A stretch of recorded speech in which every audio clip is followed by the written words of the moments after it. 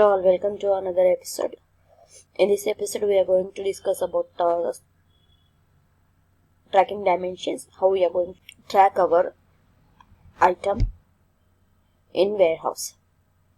So let's if you are watching first time, this is Vijay Lakshmi. Here I am posting some videos and documents, articles on Microsoft Dynamics 365 and Business Central. So let's create storage dimensions. Again,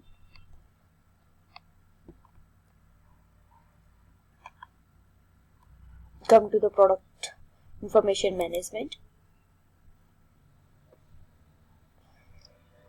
dimensions and variant groups, tracking dimensions,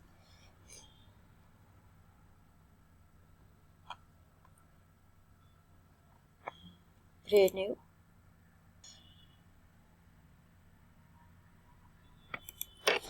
advanced warehouse, test,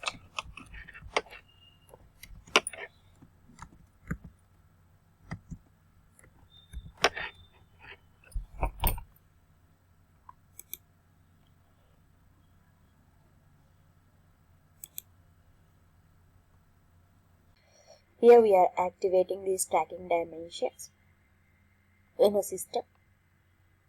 If you have stored one product in a certain place, whether we need to track that with the batch number, like a whole batch number, or product have been stored one place, or serial number which have been contained sequence wise, or serial number wise and owner wise, which have been delivered by the owner, have been stored in a one place or different